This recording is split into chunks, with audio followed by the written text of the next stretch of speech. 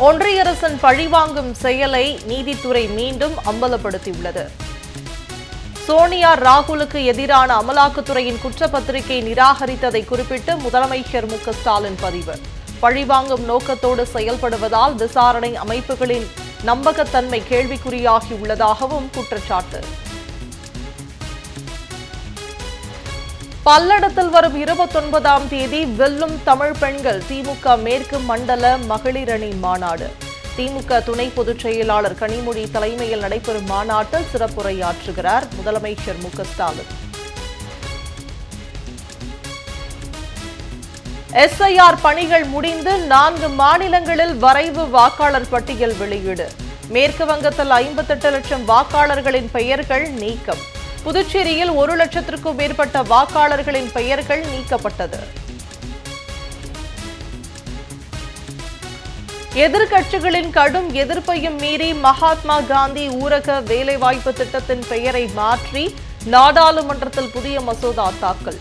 அறிமுக நிலையிலேயே மசோதாவுக்கு திமுக உள்ளிட்ட கட்சிகள் கடும் எதிர்ப்பு. தேச தந்தையையே மோடி அரசு அவமதித்து விட்டது என்றும் கண்டனம். 100 நாள் வேலை திட்டத்தில் மகாத்மா காந்தியின் பெயரை நீக்க எதிர்ப்பு தெரிவித்து நாடாளுமன்ற வளாகத்தில் எதிர்க்கட்சிகள் போராட்டம். ஒன்றிய அரசை கண்டித்து காங்கிரஸ், திமுக உள்ளிட்ட எதிர்க்கட்சிகளின் எம்பிக்கள் முழக்கம்.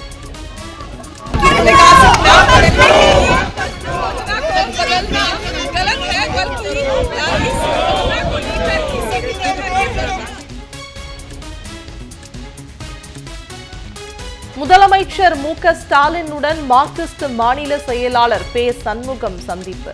சென்னை அண்ணா அறிவாலயத்தில் மரியாதை நிமித்தமாக சந்திப்பு.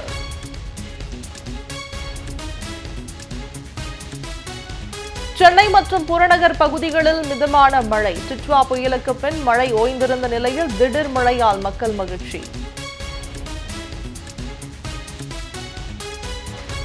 சென்னை விமான நிலையம் அருகே 39 கோடியில் தமிழ்நாடு ஹஜ் இல்லம் அடிக்கல் நாட்டி பணிகளை தொடங்கி வைத்தார் முதலமைச்சர் மு.க.ஸ்டாலின். இஸ்லாமியர்களின் நீண்ட நாள் கனவு நனவாகியுள்ளதாக முதலமைச்சருக்கு இஸ்லாமிய மக்கள் நெஞ்சார்ந்த நன்றி. விளையாட்டுத்துறைக்கு முக்கியத்துவம் கொடுத்து திட்டங்களை நிறைவேற்றி வரும் திராவிட மாடல் அரசு. சென்னையில் தமிழ்நாடு விளையாட்டு மாநாடு 2.0 கருத்தரங்கை தொடங்கி வைத்து துணை முதலமைச்சர் உதயநிதி ஸ்டாலின் பேச்சு. இஸ்லாமிய பெண்ணின் ஹிஜாப்பை இழுத்த பீகார் முதலமைச்சர் நிதிஷ்குமாரின் செயலால் சர்ச்சை. நிதிஷ்குமாருக்கு எதிர்க்கட்சிகள் கண்டனம். பதவி விலக வலியுறுத்தி போர்க்கொடி. ஒன்றிய அரசின் மசோதாக்களுக்கு இந்தியில் பெயர் சூட்டுவது இந்தி பேசாத மாநிலங்களின் மக்களை அவமதிக்கும் செயல். காங்கிரஸ் மூத்த தலைவரும் முன்னாள் ஒன்றிய அமைச்சருமான ப. சிதம்பரம் கண்டனம்.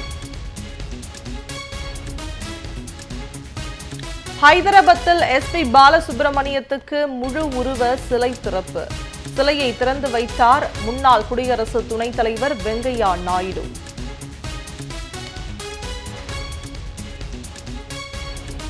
கேரளாவில் 30வது சர்வதேச திரைப்பட விழாவில் 19 படங்கள் திடீர் நீக்கம். திரைப்பட விழா நடைபெறும் பகுதியில் ரசிகர்கள் போராட்டத்தில் ஈடுபட்டதால் பரபரப்பு. அபுதாபியில் IPL கிரிக்கெட் வீரர்கள் ஏலம் தொடங்கியது. சென்னை உள்ளிட்ட அணிகள் பிரபல வீரர்களை எடுக்க ஆர்வம்.